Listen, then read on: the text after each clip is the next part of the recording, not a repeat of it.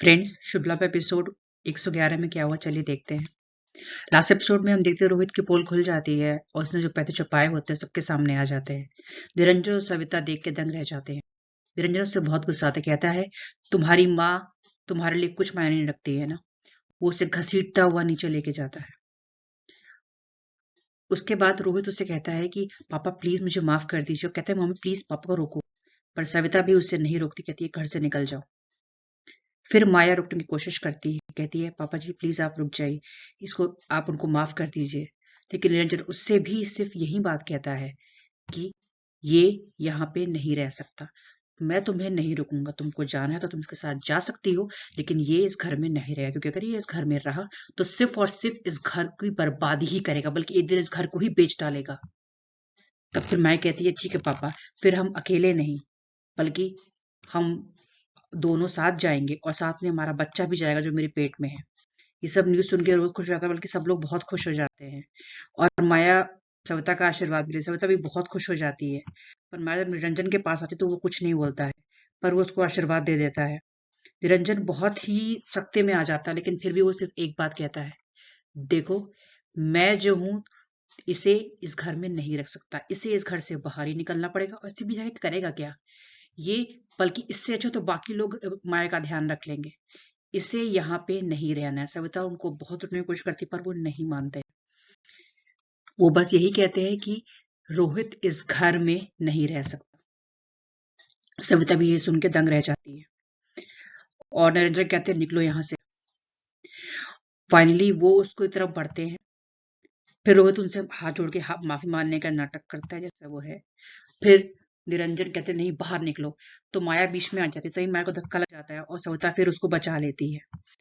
अब सविता गुस्साती है, कहती है कि नहीं, मेरा बेटा कहीं नहीं जाएगा, गर्भवती स्त्री के साथ पति का रहना बहुत जरूरी होता है, इसलिए वो इस घर में ही रहेगा, ठीक है। इस पर निरंजन कहते हैं कि तुम इसको नहीं, पनौती है पनौती, ये यहाँ नहीं रह सकता। लेकिन सविता नहीं मानती है, तो फिर निरंजन कहते हैं ठीक है, अगर ये इस घर से नहीं जाएगा तो किसी न किसी को तो जिम्मेदारी लेनी ही होगी ना इसकी गलतियों की। वो समझ नहीं पाती कि निरंजन बोल क्या रहे हैं। तभी निरंजन कहते हैं तुम्हारी लक्ष्मी माँ जिम्मेदार है इसकी। और वो फिर उसी मंदिर तरफ जाने लगती है। सविता देख के बहुत दंग हो जाती है, वो बिल्कुल उनके और मंदिर के बीच में आ जाती है। अब निरंजन की सारी हदें टूट चुकी थी, वो बहुत ही गुस्से में थे। सविता उनको देख के बहुत बेचारी बहुत रो रही थी, पर कुछ कर समझ नहीं आता क्या बोले। निरंजन उनसे साफ साफ एक ही बात कहते हैं कि यही है इस मुसीबत की जड़, सब कुछ इन्हीं का किया धरा है। ये जो वहां बैठकर हंसते हुए तमाशा देख रही हैं, इन्हीं की भक्ति में जिनमें तुम डूबी रहती हो और अब तुम बावली हो चुकी हो, यही जिम्मेदार है इन सब चीजों की। दिन रात लक्ष्मी माँ बस यही जपती हो तुम। क्या दिया है इन्होंने तुम्हें? कोई कुबेर का खजाना दिया है? तुम्हारी तो चप्पल ही नहीं, मंदिर की सीढ़ियां भी घिस गई हैं। इतनी बार तुम इनकी जगह हाजिरी लगा चुकी हो, उस वजह से क्या मिला? क्या कृपा बरसाई? कुछ नहीं।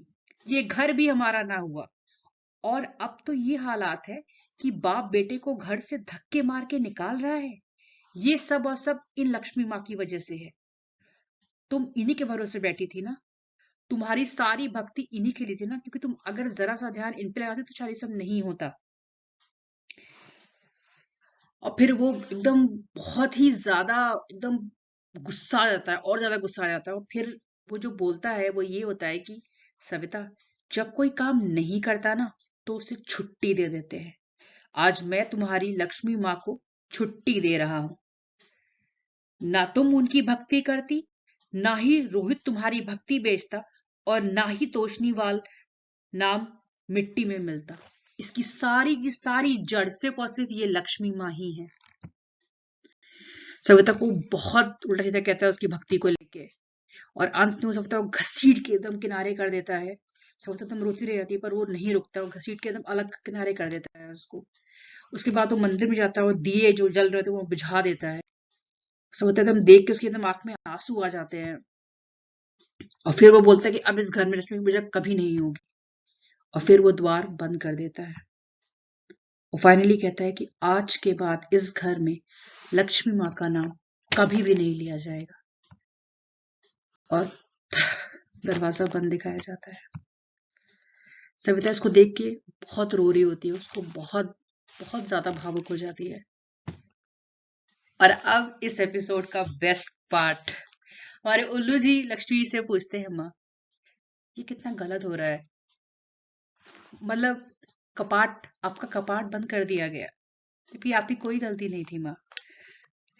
लक्ष्मी माँ बहुत सी अच्छी, मतलब हंसते हुए एक चीज बोलती है कि बहुत से लोग ये समझ नहीं पाते कि भगवान किसी वस्तु या मूर्ति में नहीं होते जो एक निर्धारित स्थान पे मिले।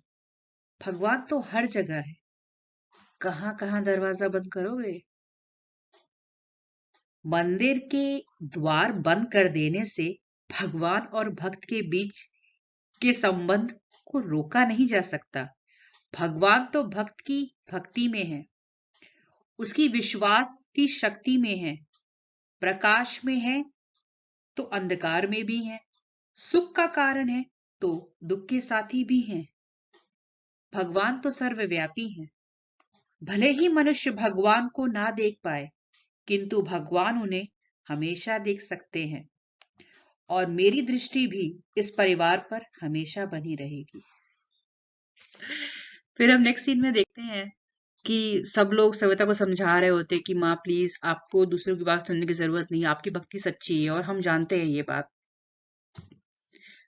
फिर वैभव लड़ता है रोहित से कि तुम, आपकी वजह से ये सब हो रहा है, लेकिन फिर माया उसको वहां से लेके जाती है कि प्लीज, अब पापा जी गुस्सा कर चुके, अब तुम गुस्सा मत करो। यहाँ सब लोग अब यहाँ पे वो लेके जा चुकी है, लेकिन रूम में जाकर वो सिर्फ एक बात अपने पति से बोलती है कि भले ही मैंने तुम्हें आज बताया हो, लेकिन तुम जो मम्मी जी के साथ हुआ वो बहुत ही गलत था और तुम्हें ऐसा नहीं करना चाहिए। प्लीज सुधर जाओ तुम। क्या अपने बच्चे के साथ भी तुम यही करोगे? क्या तुम ऐसा करोगे? तो रोहित उससे कहता तो है, गॉड प्रॉमिस करता है कि नहीं नहीं, मैं सुधर जाऊंगा, मैं सुधर जाऊंगा। फिर नेक्स्ट सीन में हम देखते हैं श्रेया समझा रही होती है माँ को कि माँ प्लीज आप परेशान मत होइए, आप धैर्य रखिए, सब कुछ ठीक हो जाएगा। लेकिन सविता बहुत बेहाल हो जाती है, कहती है पता है श्रेया, सबने मेरी भक्ति का मजाक उड़ाया, मुझ पे टमाटर पड़े, रोहित जाके मेरी भक्ति बेच आया, लेकिन मुझे इतना दुख नहीं हुआ। लेकिन आज जब मेरे पति ही मेरी अहमियत नहीं समझ रहे हैं, तो मुझे जो दुख हो रहा है मैं वो कह भी नहीं सकती हूँ। आज मेरी सारी दुखों का सब सीमा, सब कुछ टूट चुका है। और वो कहती है लक्ष्मी माँ प्लीज मुझे माफ कर दीजिए, मैं आपके, मैं कुछ कर नहीं पाई, मुझे प्लीज माफ कर दीजिए माँ।